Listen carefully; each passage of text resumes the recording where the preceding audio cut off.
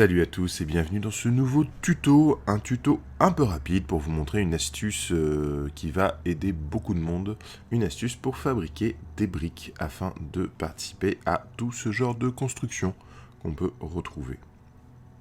Voilà, donc ça va être des petites briques de polystyrène qui vont être découpées et qui vont être assemblées. Donc comment obtenir ces briques, c'est ce qu'on va voir dans ce tutoriel. On va partir d'un bloc de polystyrène extrudé, donc ça se trouve en magasin de bricolage au rayon isolation. Et voilà, on peut trouver ça en boutique d'art aussi maintenant, j'ai vu ça s'il y a un rayon maquette ou truc comme ça. Des blocs de polystyrène extrudé comme ça, très, très pratique, un peu de toutes les tailles, toutes les épaisseurs. Donc choisissez l'épaisseur qui convient à vos briques.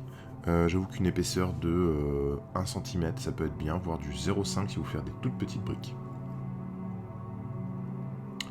Alors je vais faire un petit schéma pour vous montrer à peu près la taille des briques. En fait, la taille va dépendre du décor que vous voulez faire, mais les proportions de la brique sont assez importantes à garder. Donc on va avoir une brique qui va faire 1 cm de hauteur sur 2 cm de long et un demi-centimètre de profondeur. Voilà. Donc c'est un rapport 1, 2, 1 demi qui est important de garder en termes de proportion pour avoir vraiment une taille de brique. Les briques que je vais vous montrer dans ce tutoriel, elles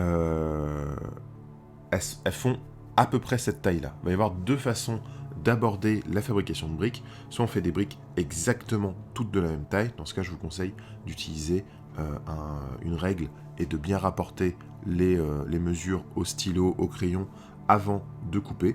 Ou alors vous le faites, comme j'ai fait pour ce tutoriel, un petit peu à l'œil. Vous coupez pour que ça garde à peu près ces dimensions-là. Mais ça veut dire que vos briques ne font pas toutes la même taille.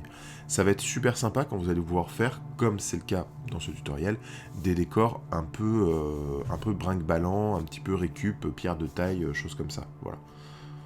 Alors maintenant, je vais placer tous mes cubes dans un récipient. Donc surtout pas en verre, un récipient plutôt en plastique ou en carton, parce qu'en verre vous allez le casser tout simplement. Et on va ajouter des cailloux, des graviers, différentes formes, des choses qui sont un peu aiguës, qui ont un peu des pointes et des endroits cassants. Et là c'est le moment où on va secouer fort, voilà, pour bien mélanger en fait les éléments, et les cailloux vont entrechoquer comme ça les petites briques en polystyrène, et ça va les marquer, ça va ça va casser les angles, et ça va faire des petites marques à l'intérieur de l'usure, et là vous allez obtenir des briques qui ont une belle patine, qui vont être plus réalistes que des petits cubes découpés simplement au cutter. Voilà. Donc on peut voir le résultat, les arêtes sont émoussées. Il y a des marques sur le polystyrène, donc là c'est vraiment quelque chose qui va être très utile pour faire de la petite brique, pour pouvoir construire des bâtiments. Donc là on a plein de briques de formes et de tailles différentes, hein. J'ai pas fait de choses très régulières comme je vous expliquais, mais ça ne tient qu'à vous de faire quelque chose de très très régulier. Et maintenant, on va faire un petit décor pour voir un peu comment utiliser ces briquettes. Alors ce que j'aime bien, c'est qu'il y a un côté un petit peu jeu de construction, Lego, avec ça. Donc là, je prends une plaque pour me faire un socle. Je mets de la colle à bois dessus, et vous voyez, je fais des lignes comme ça, de pierre. Et ensuite, je vais refaire une ligne de colle, et revenir coller des pierres comme ça, dessus au fur et à mesure. En pensant bien, pour les pierres, pour les briques, pour l'assemblage, on va avoir des briques qui vont être décalé dans la ligne, c'est-à-dire qu'on va avoir une brique qui va être à cheval sur deux briques. Et donc je vais m'amuser comme ça à monter mon muret en pierre de brique en brique. Donc j'aime bien, c'est une technique qui permet déjà d'être très dans l'improvisation, dans le feeling, dans le moment. Je trouve que c'est un instant qui est très reposant aussi dans la fabrication, de pouvoir se dire j'ai tous ces éléments qui sont préparés à l'avance et je n'ai plus qu'à les assembler et à faire ma petite tambouille comme ça. Et aussi l'assemblage est direct, prêt, j'ai envie de dire, puisque il va être visible des deux côtés. Il n'y a pas un côté texture où l'autre côté est plat, voilà. Donc là on a tout de suite un résultat qui est efficace et qui marche très très bien.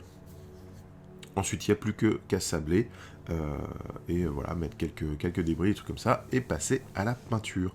Donc là, on peut voir que la figurine à côté, j'ai fait des briques qui sont assez grosses, donc n'hésitez pas à faire des briques plus petites si c'est ce que vous cherchez.